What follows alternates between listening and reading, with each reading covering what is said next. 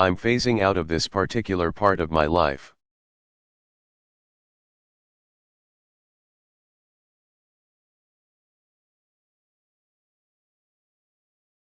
But I've said this before and I believed it when I was teaching here.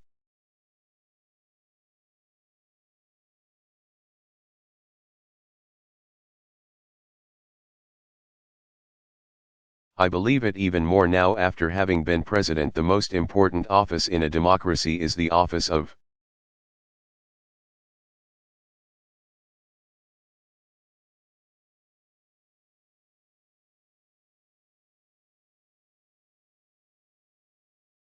citizen. I really believe that. Change happens when citizens are informed, are engaged.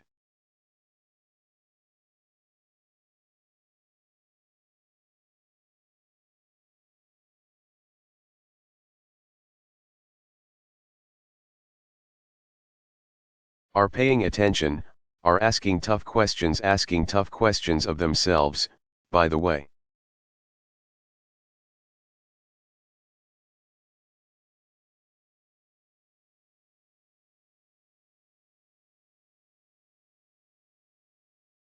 Not just of others, not too comfortable in whatever dogmas that we all attach ourselves to.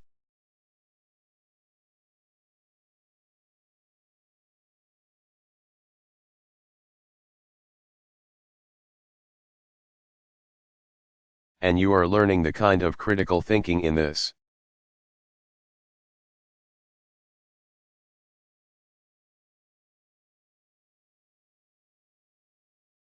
School that will allow you to become really good citizens.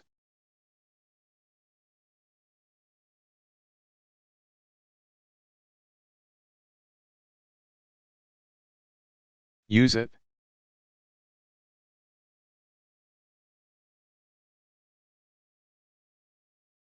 Thanks.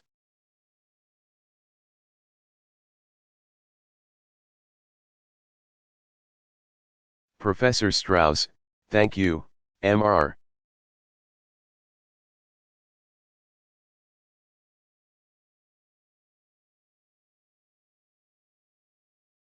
President.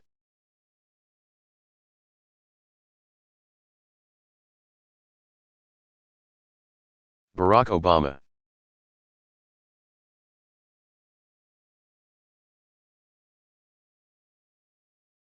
U.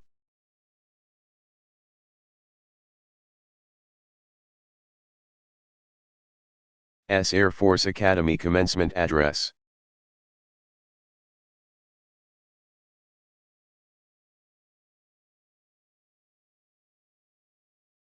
Delivered June 2, 2016, United States Air Force Academy, Colorado Springs, Colorado.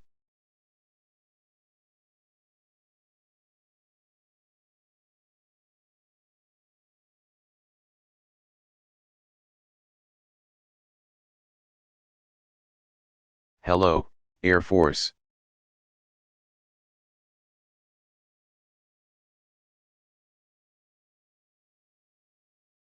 Secretary James, for your service to our Air Force and to our nation.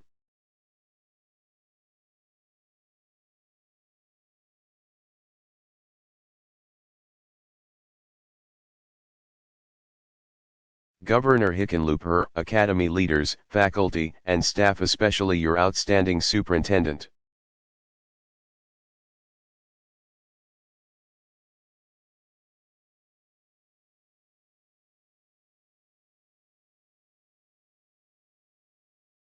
Lieutenant General Michelle Johnson.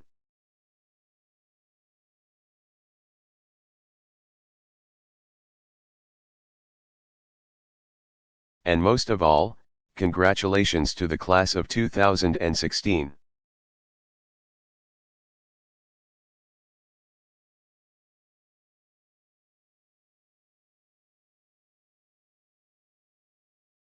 As he prepares to conclude a remarkable 40-year career in the Air Force, a career that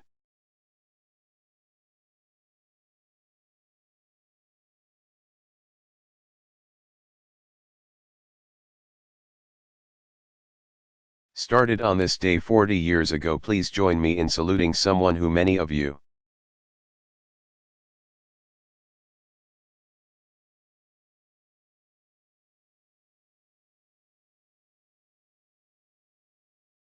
look up to and whose counsel I've relied on as well, Chief of Staff General Mark Welsh.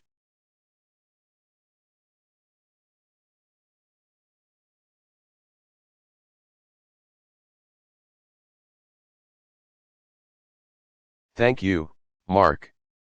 Thank you, Mark, and thank you, Betty.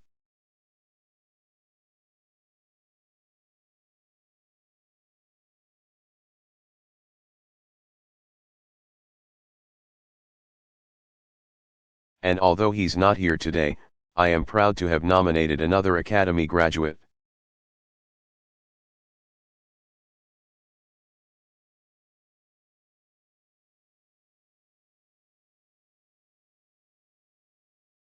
And a combat-tested pilot to serve as the 21st Air Force Chief of Staff, General David Goldfein.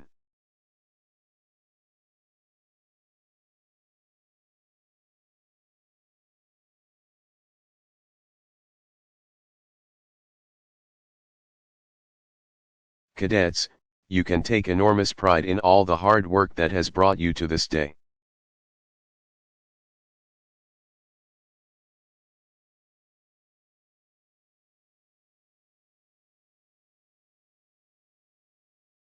I also ask you to give a big round of applause to all your moms and dads, grandparents, brothers, sisters, aunts.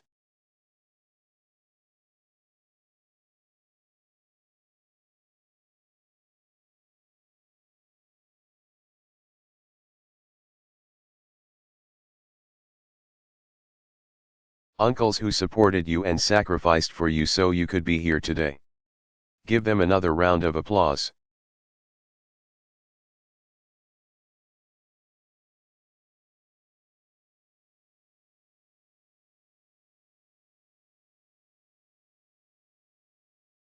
Now, I have to tell you, some days I spend more time with the Air Force than my own family.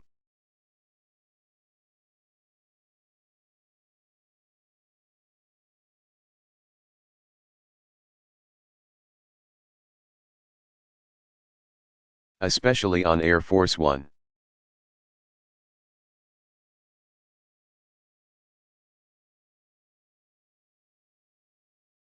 This academy is one of our nation's most selective academic institutions.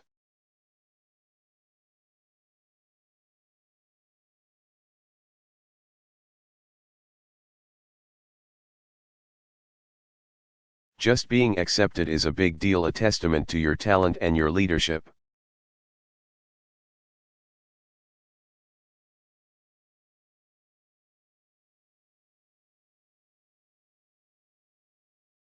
And we are particularly grateful to those of you with prior enlisted service, including Cameron Kistler.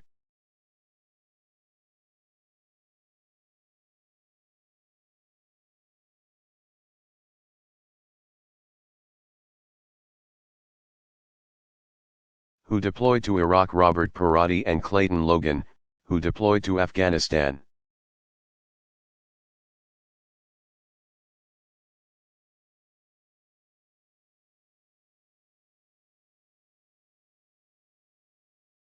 Cadets, here you were tested by fire literally.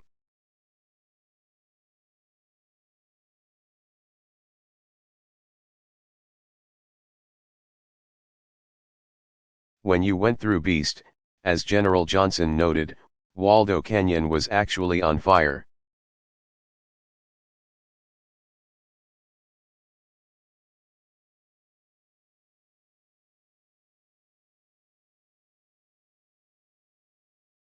During recognition, you ran to the rock in a blizzard. So you have more.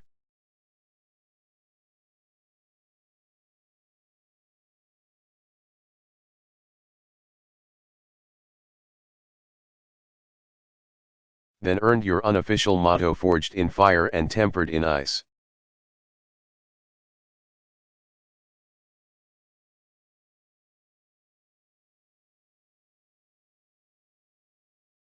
Which is a great motto, although it does sound like something out of Game of Thrones.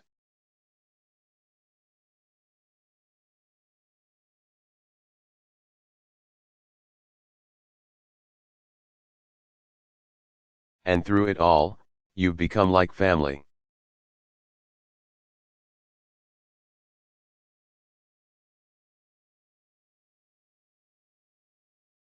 You survived morning accountability formations, survived living in Sijan Hall.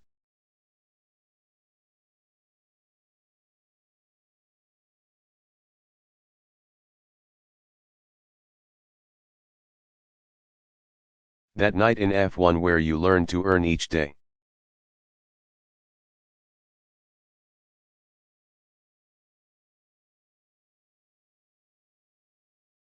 And I look out into your ranks and I see airmen who will excel as pilots and engineers.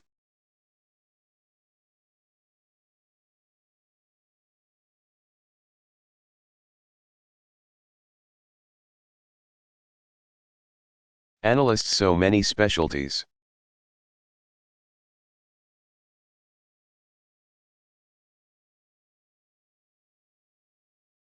The first cyber graduates in this academy's history.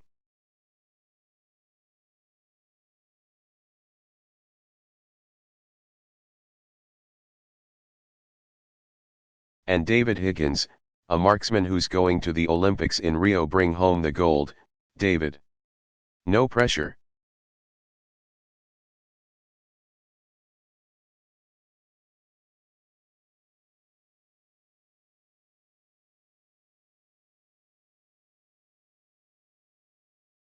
In you, I see men and women of integrity and service and excellence.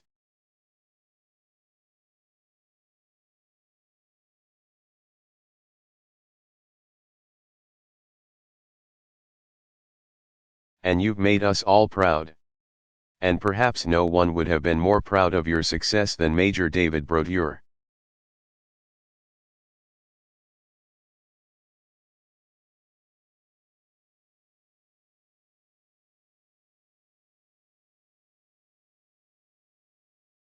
Whose sacrifice in Afghanistan we honor, and whose family joins us today 2016.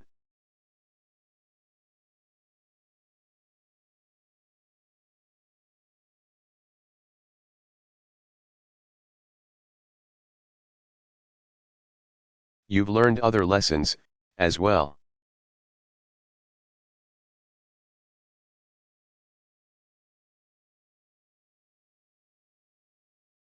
Like what happens when you paint one of the planes on the terrazzo in your class color.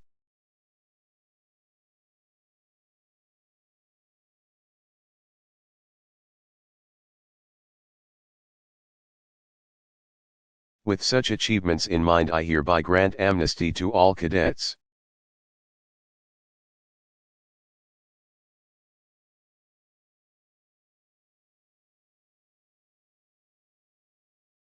Serving restrictions and confinements for minor offenses.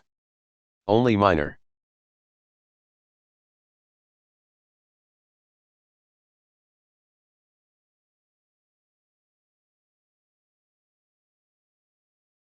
Today, we congratulate our newest Air Force officers.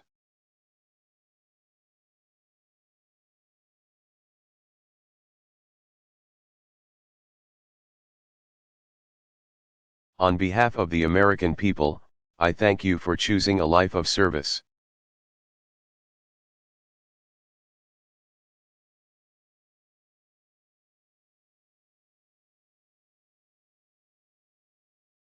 In the coming weeks, some of you will head to the chapel to get married.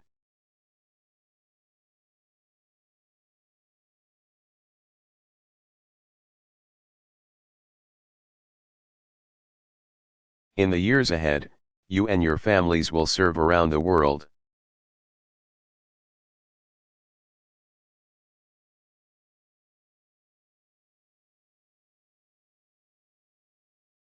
As officers, you'll be responsible for the lives of those under your command.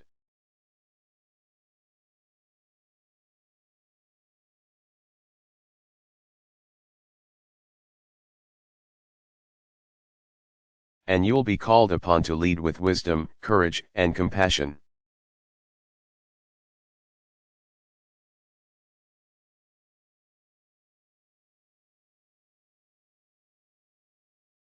That's what I want to talk with you about today.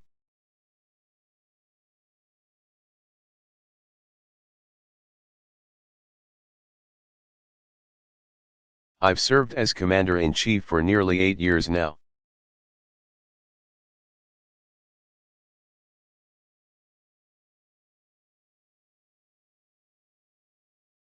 It has been the highest honor of my life to lead the greatest.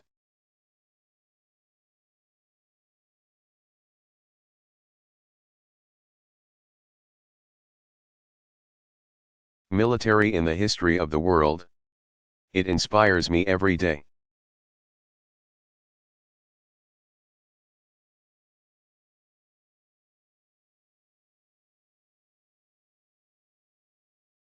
Today will be the last time that I have the honor of addressing a graduating class of military officers.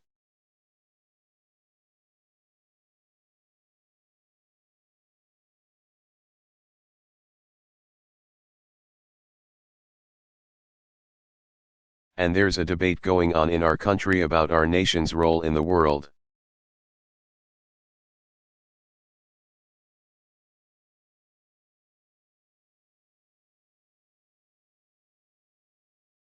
So, with that in mind, I hope you don't mind if I share some lessons I've learned.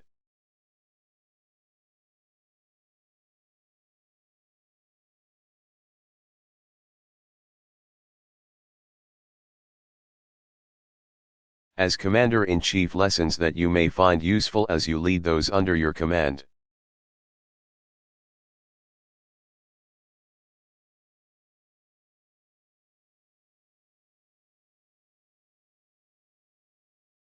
And as we work together to keep our nation strong and secure.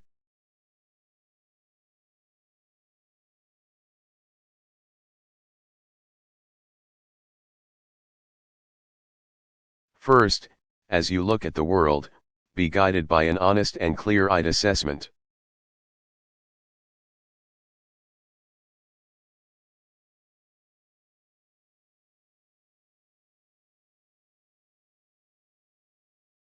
Remember what you learned at this academy: the importance of evidence and facts and judgment.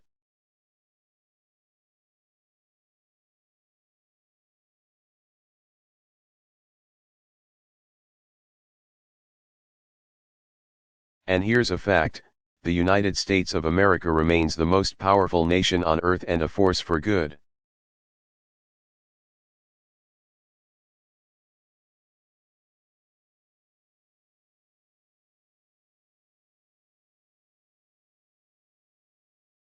We have big challenges in our country, in our politics, our economy, our society.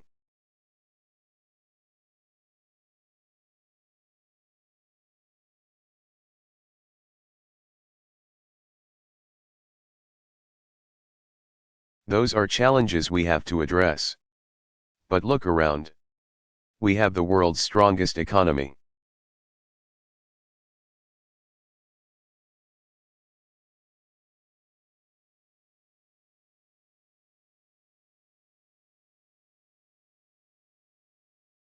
Our scientists, our researchers, our entrepreneurs are global leaders in innovation.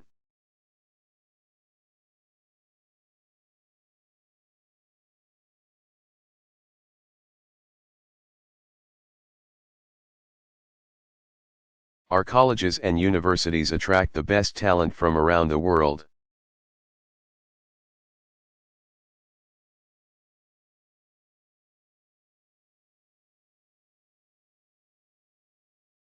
Our values: freedom, equality, opportunity. Those values inspire people everywhere.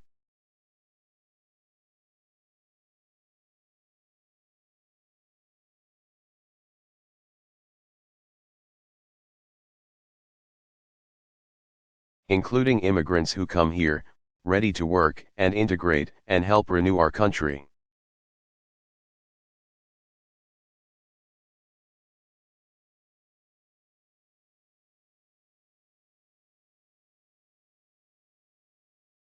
Our standing in the world is higher.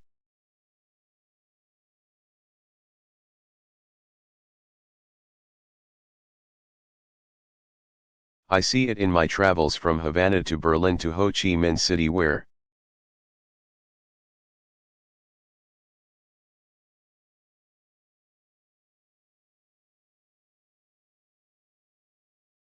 Huge crowds of Vietnamese line the streets, some waving American flags.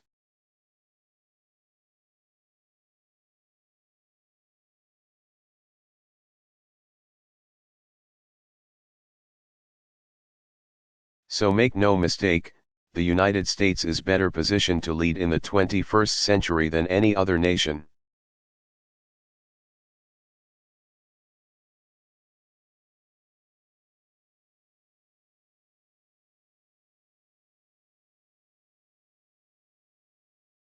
And here's another fact, our military is, by a mile, the strongest in the world.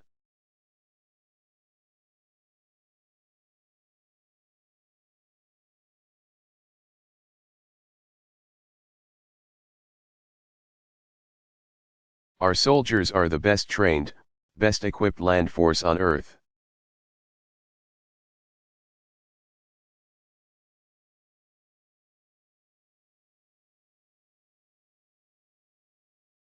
Tested by years of combat, able to sustain power anywhere in the globe.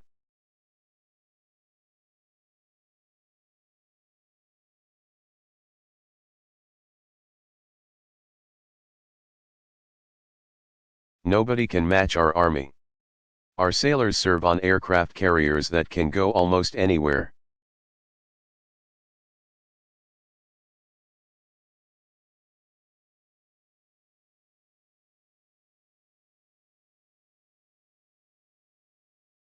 And submarines that move undetected, the largest and most lethal navy in the world.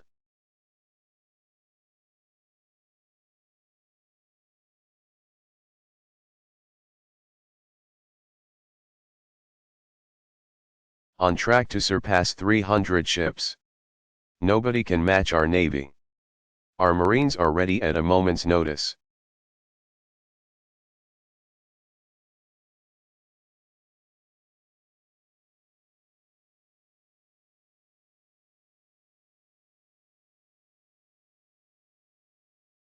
First to fight or deliver help in a crisis, the world's only truly global expeditionary force. Nobody.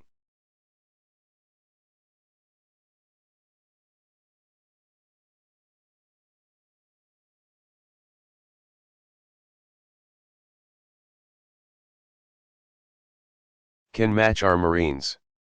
Our Coast Guardsmen serve on the most advanced cutters in history.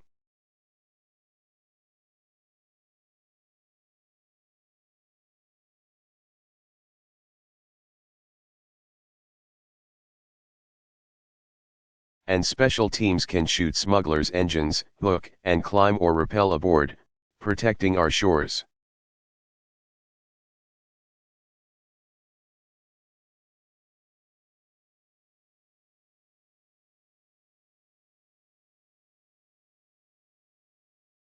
Nobody can match our Coast Guard.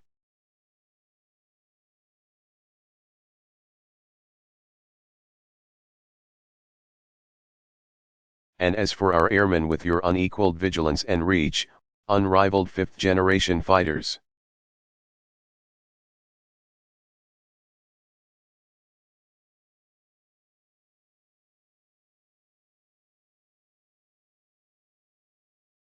A new generation of remotely piloted aircraft pilots, astonishing precision that calls to mind your actual class motto.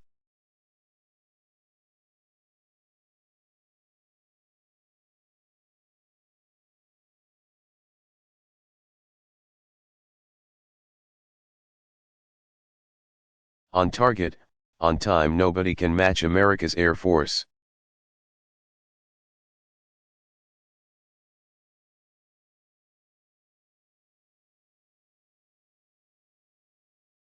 Not only that, no other nation brings its forces together like we do in one joint force.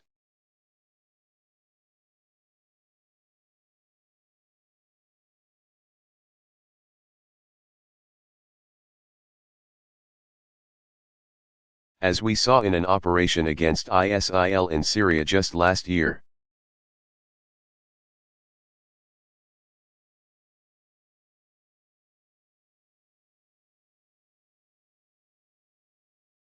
Air Force aircraft provided surveillance.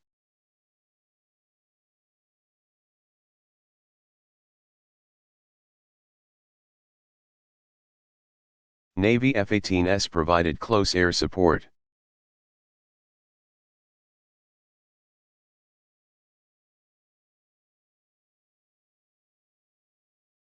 Army aviation assets delivered our special operators, an assault force of Marines and soldiers.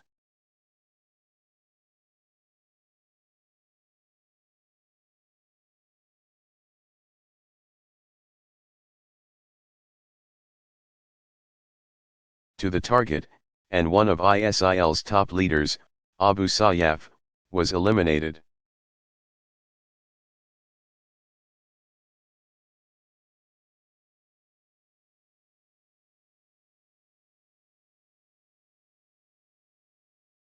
That's the power of America's military.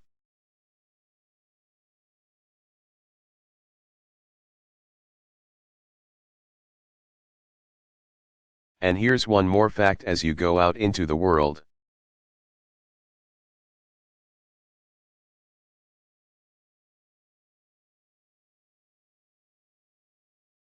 We are blessed to be living in the most peaceful, most prosperous era in human history.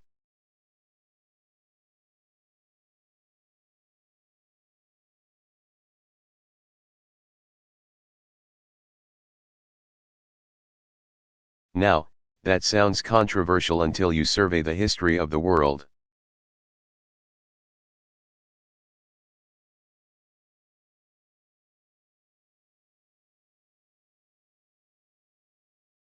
It's hard to see, with all the violence and suffering in the world, and what's reported on the news every day.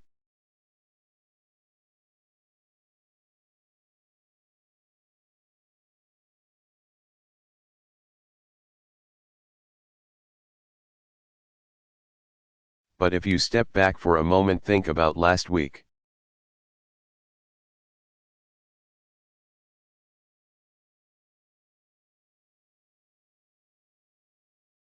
When I was in Hiroshima to remember all who were lost in a world war that killed some 60 million people, not 60,000, 60 million.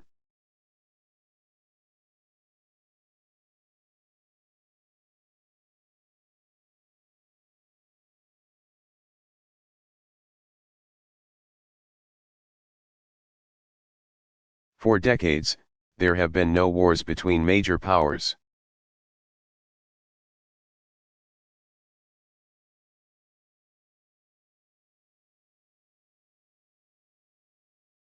Wars between nations are increasingly rare. More people live in democracies.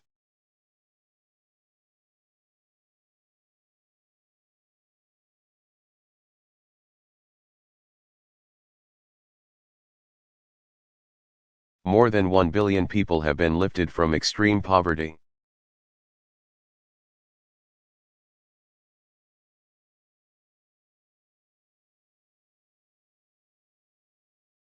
From the Americas to Africa to Southeast Asia, there's a new generation of young people.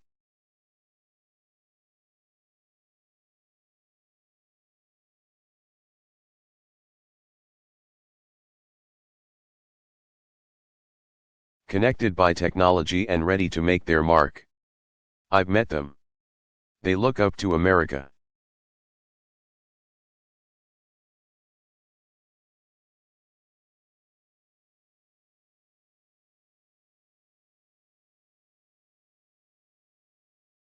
They aspire to be our partner. That's the progress and the hope that we have to build on.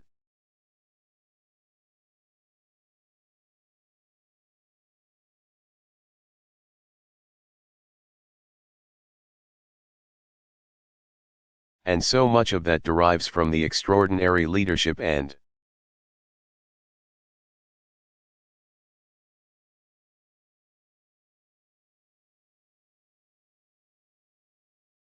sacrifice of our Air Force and the other branches of our military.